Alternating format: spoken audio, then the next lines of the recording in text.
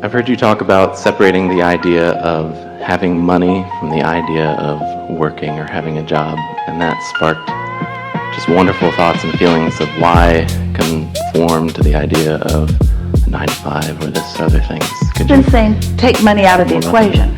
You take money out of the equation, for most of you, the majority of your lack consciousness will go with it. And you could do it pretty easily after a conversation like the one that we've had here today, because you are getting the sense of what vibrational currency is. And you're getting the sense of the power of that receiving mode and what it will yield to you.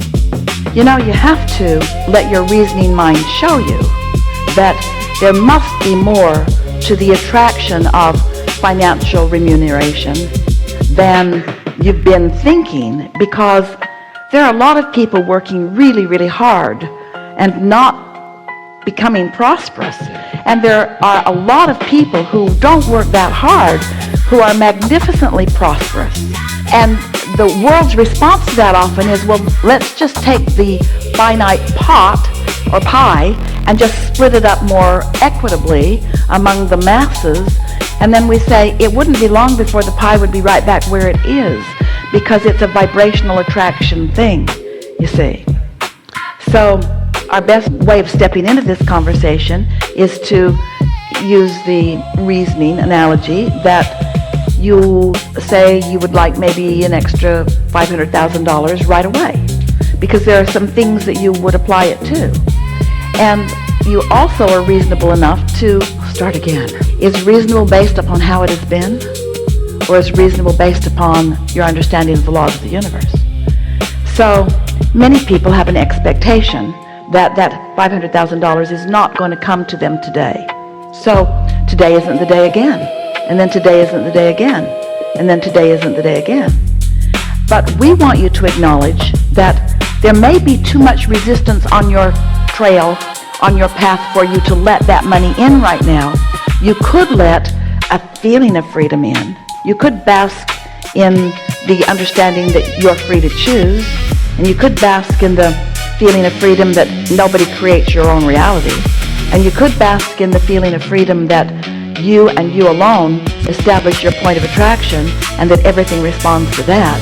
So you could shift the way you feel, and you could have the feeling of prosperity. And if you do that often enough, you will have practiced a vibration that holds you steadily in that place where money has to flow to you in powerful fashion. So money out of the equation, feeling of some feeling. Let's say it's stronger. The need for the manifestation out of the equation, and the feeling of being in the receptive mode, the desire. Doesn't matter if the manifestation is money or a mate or an empire or an improved political community. Doesn't matter what the manifestation you want is. You gotta stop focusing on it if your belief is that it isn't. Because what has manifested will keep you from manifesting it. Because you take yourself and what you think everywhere you go. So it's different places and different faces, but the same thing over and over and over again. Thank you. Ooh, isn't that delicious? Yeah. So, want to play with it a little bit? Absolutely. So we're just going to ask you, because we think you're ready to go there, talk to us about your feelings of prosperity and leave money out of the equation. Prosperity equals freedom to go wherever I wish to go. And do you do that? Sometimes, much of the time. All right, so if you're hesitant about that, not as much as I would like. then that example didn't help you much better than if you'd left money in the equation. Right. Because a lot of people don't feel free because they're doing stuff they don't want to do. So Right. you have to find some piece of it somewhere that gives you a little feeling. Esther used to say to Jerry, not based upon what they were currently living at all, but based upon what she used to live when she was punching a time clock and working by the hour, she'd say to him, let's get a Coke and pretend like we're on vacation. She just loved that feeling of in the middle of the day playing hooky from whatever it was they were doing and just sort of rebelliously doing nothing that they were supposed to be doing. Well, that can be helpful to you to realize how often you can do that. Hey, I'm at work. I can play on my phone. So you're choosing, yeah. This world has given me so much freedom to think. Understanding the law of attraction, I'm way ahead. I'm light years ahead. I've left shortage consciousness almost completely behind. You see, there are only three, I shouldn't say only, but there are basically three arenas of shortage consciousness that many of you are participating with. Shortage consciousness around money, not enoughness. Shortage consciousness around time. I got too much to do and not enough time to do it in. And shortage consciousness about space. I got too much stuff for my space. Or I don't have enough stuff for my space.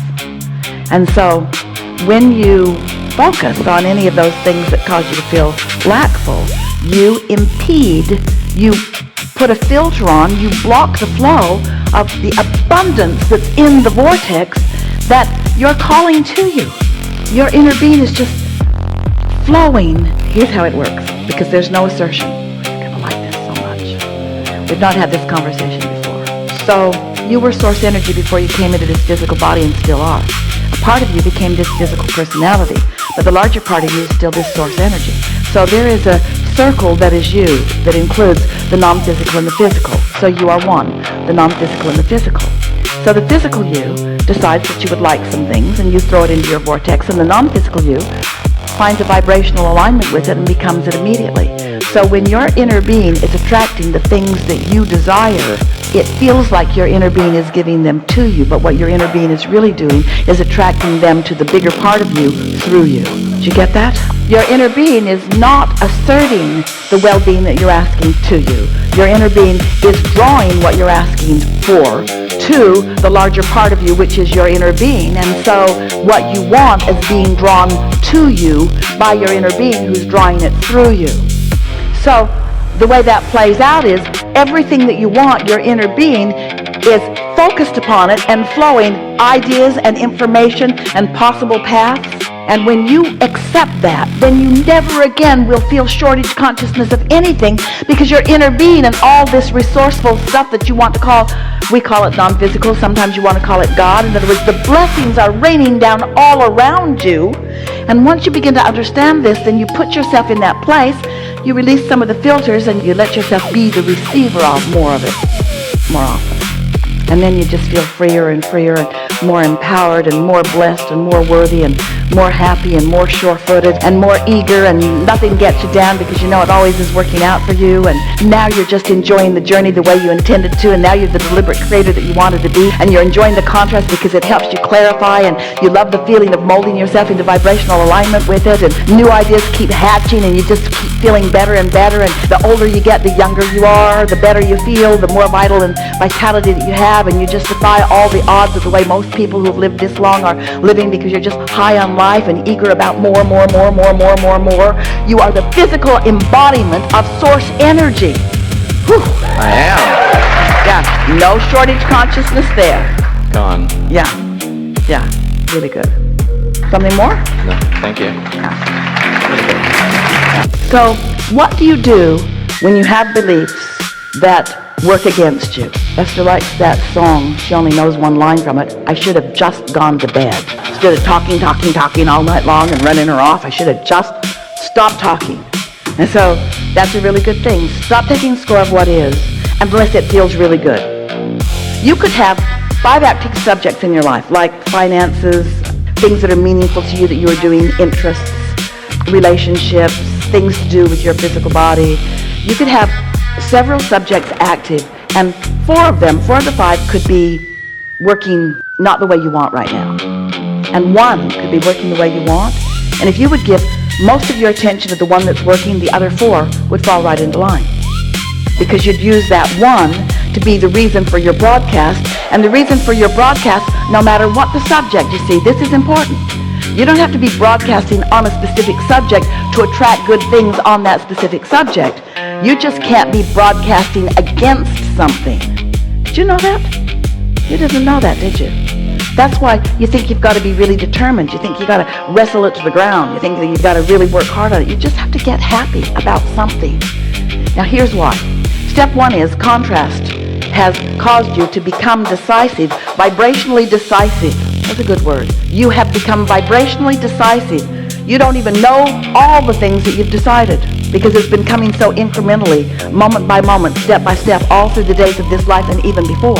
and you've been broadcasting into your vibrational reality, your vortex of creation, incrementally on all levels of your being for longer than we even have time to talk about. And so there it is. You've asked, and source lined up with it, and law of attraction is attracting to it, and the cooperative components have been gathered, and so it's a done deal vibrationally. So then you say, and wisely so, Abraham, so just tell me this one thing. How do I get this amassed fortune out of the vortex and into the bank?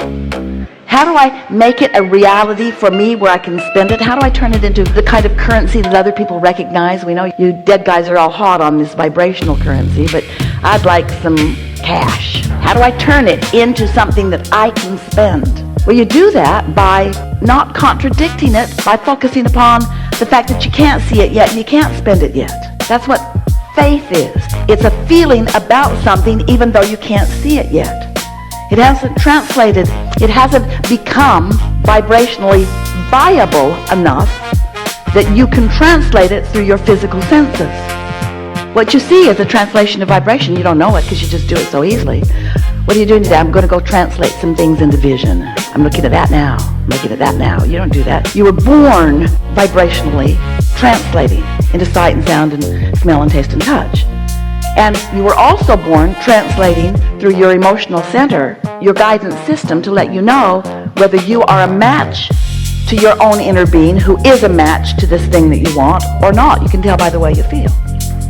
So, since what you want is not vibrationally viable enough, now what do we mean by that? It hasn't been focused upon purely enough, it hasn't been focused upon without contradiction long enough that it is a strong enough signal. You have not let it become a strong enough signal that now you can translate it into manifestations. You see, how do you think manifestations get here? You don't know, because there were so many here when you got here. And for the most part, ever since you got here, you've just been moving manifestations around from place to place as a human race and fighting over them. But if you will use your reasoning mind, hasn't your economy gotten way bigger than it was? You don't remember, but you could if you try. For a long time, it was just tiger teeth and bones and occasional squirrel hide.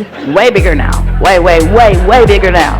And nobody's been trucking anything in from other planets. There's no pipelines from other planets. The new stuff get here yet? No. Got derailed out there somewhere. There's nothing that's being trucked in.